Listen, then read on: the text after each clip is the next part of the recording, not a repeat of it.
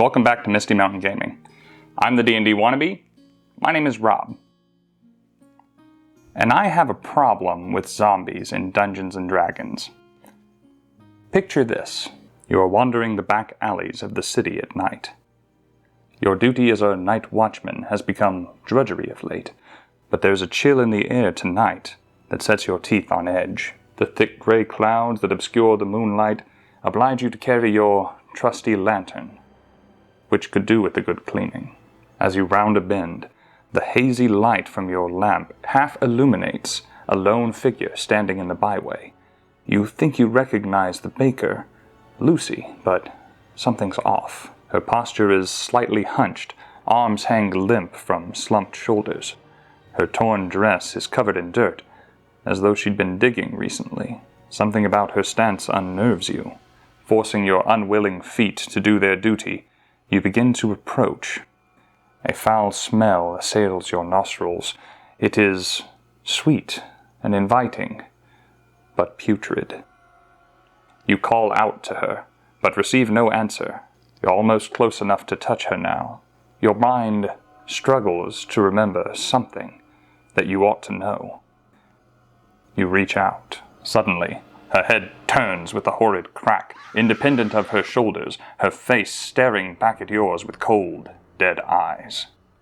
Her flesh is missing in several places, and what remains is decaying and rotted. What is left of Lucy's once luscious lips are now caked in blood, both dried and fresh. Now, too late, you recall what you were struggling to remember. Lucy is dead. She died and was buried earlier this week. A zombie, an undead in the streets. Your feet find their strength again. You turn to run, to flee, to tell your captain, to rally the guard, to tell someone, anyone, and to save your own life. But it's too late. You see similar shambling forms emerging from the darkness into the lamplight from all the other nearby alleyways, all of your escape routes blocked. You're trapped. You're doomed. Their cold hands grasp your arms and shoulders with inhuman strength. Soon, it will all be over. Soon you will join Lucy. Soon, you'll be one of them. And then you roll initiative against this thing.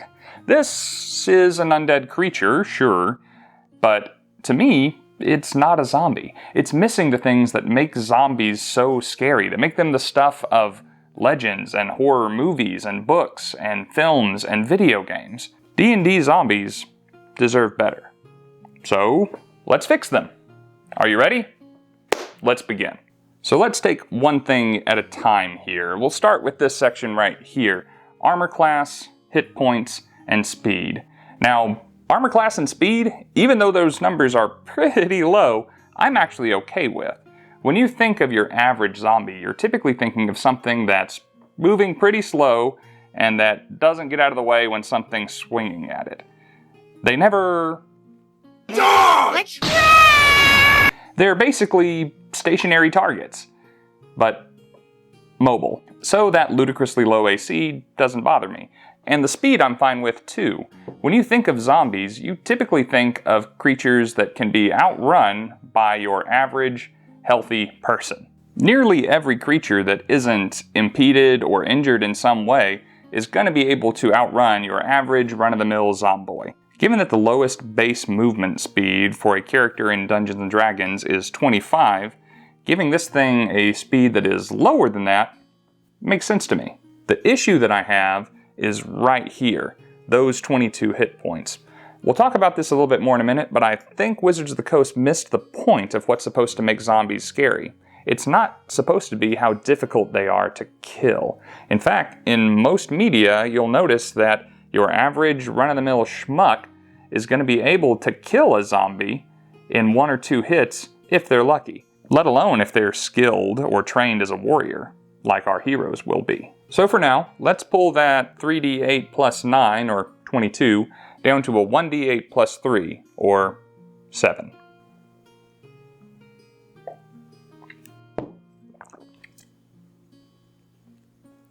It's coffee. Next up, let's look at these ability scores, specifically the first one right there. The rest I don't really have a problem with, but when I think of zombies, I think of creatures with an inhuman strength to them. Nothing supernatural, but if you were to die and come back as a zombie, I think part of the magic that brought you back to life would imbue you with a little bit of extra strength, a little bit of extra muscle, a strength of the grave, if you will. Remember that. Picture all of those scenes where our protagonist is struggling, devoting all of their energy and effort to staving off the hungry jaws of the undead, or to freeing themselves from the grip of a brain-eating monster. More on that in a minute, but for now, let's bump that +1 up to a +2 and move on. Next up, we move on to the bulk of our changes, starting right here. Saving throws. Why are zombies proficient in wisdom saving throws? What part of this screams wise to you? I assume that this is here to make it less likely, however marginally, that a zombie is going to be charmed or frightened or turned. But I've got a better solution for that. So let's take that save away for now. Notice too that the zombie isn't really proficient in any skills. That makes sense. I mean, I don't look at these things and think skilled. But zombies have a pretty good sense of hearing, don't they? Think of games like Left 4 Dead or shows like The Walking Dead, where our protagonists are huddled behind some cover, holding their breath lest the zombies sense them. So let's give them a bonus to their perception. Now, factoring in the fact that they already have a negative wisdom modifier, we're going to give them expertise, or double their proficiency bonus to this skill, which will end up giving them a mighty +2 to their perception checks, and a passive perception of 12. Nothing crazy, but thematically important. Damage and condition immunities. Now, these are important. The only one the traditional zombie has in Dungeons & Dragons is immunity to poison damage and to the poisoned condition. Now, this is supposed to reflect that their physical health is no longer a factor. Their body could be riddled with poisons, diseases, and infections, and they could still function. But lots of other undead in D&D get more than that, and zombies deserve the same treatment. Take the ghoul, for example, basically a faster, meaner undead flesh eater. They're immune to charm and exhaustion as well. Ghasts are resistant to necrotic damage. Ghosts, for crying out loud, are resistant or immune to almost everything in the game. So let's dive into this a little. First of all, the Monster Manual entry for the zombie includes this sentence. A zombie does not require air, food, drink, or sleep. What does that sound like to me? Immunity to exhaustion. Also, I'd go one step further probably and say that zombies cannot be put to sleep, as by the sleep spell. Maybe this is just because I cannot and have not seen a zombie snoring. I'd also say that we should make them immune to the charmed and frightened conditions, much like the ghoul. After all, zombies don't really have a will of their own, so their will cannot be subverted. So, immune to the charmed condition. And zombies don't have any self-preservation instincts. Like I said, they don't dodge! So, immunity to fear and the frightened condition makes a lot of sense to me too. By the way, just to reassure you, immunity to the frightened condition does not make these zombies immune to the effects of turn undead. The language in that class ability is very specific, probably for exactly this reason, and that ability will still be a great way to handle these guys once we're done with them. Honestly, I went back and forth on whether I thought resistance or immunity to necrotic damage would be appropriate here, but I ultimately decided against it. Necrotic damage ushers you towards the grave and hastens your untimely demise. It actually may be one of the more thematically appropriate ways to deal with zombies. So let's just let it work as intended. Next up is this Undead Fortitude trait. Now, this is supposed to represent that damage that would normally be enough to finish a person off may not be enough to finish off a zombie. And it's sort of a holdover from that Wizards of the Coast philosophy that a zombie being difficult to kill is what should make it scary. And I didn't really care for it when the zombies had 22 hit points already. But now that they're down to 7, like it, love it, change nothing about it. But let's add a little something extra here. Remember how we said strength of the grave when we were discussing how difficult it is to get loose once these shamblers grab a hold of you? Let's add this in. A creature grappled by a zombie has disadvantage on strength athletics and dexterity acrobatics checks. I chose that wording specifically because those are the 2 checks that could be used to escape the grappled condition, or to prevent yourself from being grappled again. This means that once one of our zombies has a hold of you, it's a little harder to escape, and a little easier for his buddies to latch onto you too. Being grabbed by a zombie is a big deal. It's practically a death sentence in most movies, and we need to make it feel that way. Can't let those guys get too close. Finally, we get to the actions. How do these guys fight, and what makes them dangerous? Slam. Slam? Oh no, get away from that zombie! You don't want to get slammed. How many movies and TV shows have you watched, video games have you played, books that you've read, have seen a character get stressed because they got too close to a zombie and got slammed? Bite! Being bitten by a zombie is the core of the whole trope, and this zombie doesn't have a bite attack. So, clearly, work needs to be done. In fact, this glaring error is why I'm making this video at all. So we're going to give this zombie a bite attack, but first, we're going to steal this unarmed strike from the vampire stat block, and then change the numbers so that they're appropriate for our zombie. This feels really good, actually. Notice that the zombie has an option. Instead of dealing bludgeoning damage, it can choose to grapple the target. Now, I don't think of zombies as punching or kicking their targets, but they do kind of swing those limbs around with great force as they try to grab onto a target, or maybe knock them down. Giving our zombie this particular attack is important because now our zombie has 2 ways of grappling a creature, either by taking the grapple action and rolling higher than its target, or by beating their armor class. This gives them options when they're trying to make a meal out of our adventuring heroes, and is super important because grappling is going to be necessary for our next action, which is also strongly influenced by the vampire stat block. Both are classic horror creatures whose bites are supposed to be super meaningful and scary. What can I say? First thing you'll notice is that this new bite attack requires the zombie's action. This is important because it means that the zombie can either try to attack the target and damage it, try to grapple it, or make this bite attack. This is important because it means that the target is going to get a turn to affect their fate before the bad thing happens. A little bit of suspense.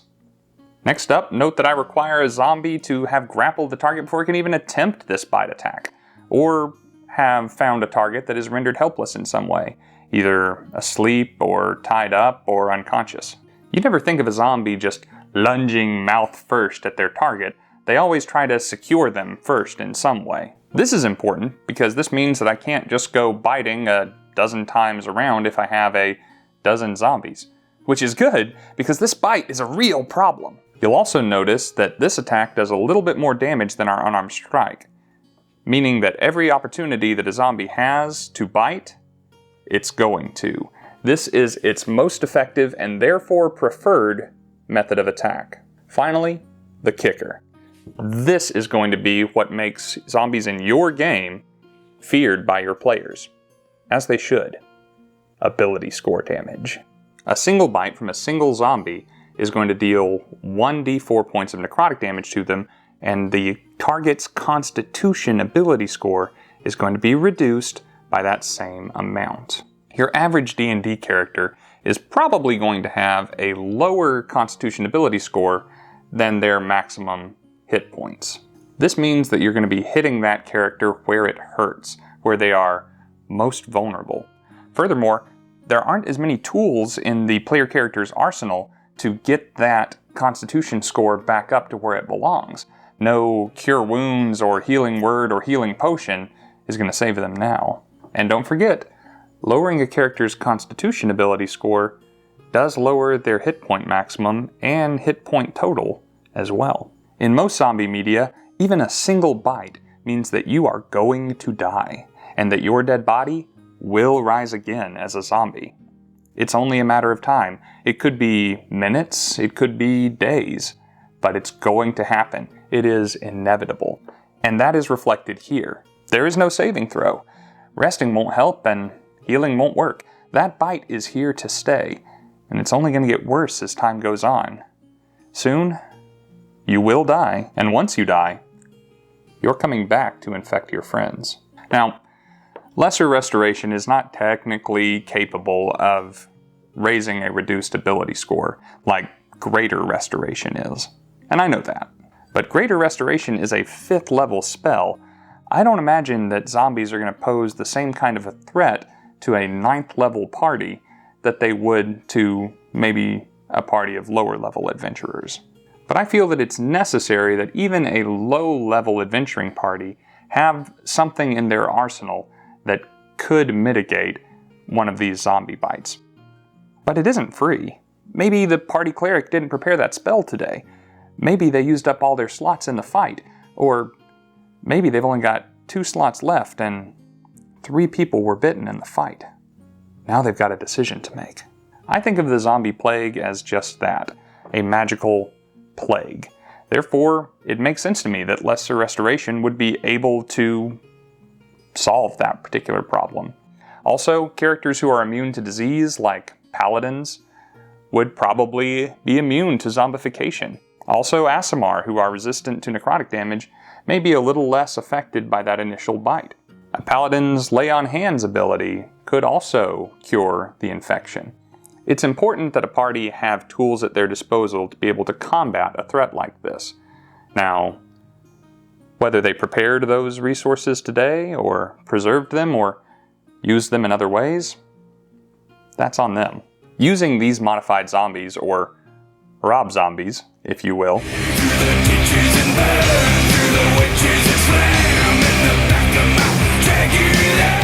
no, not that one, will create a satisfying sense of dread at your table.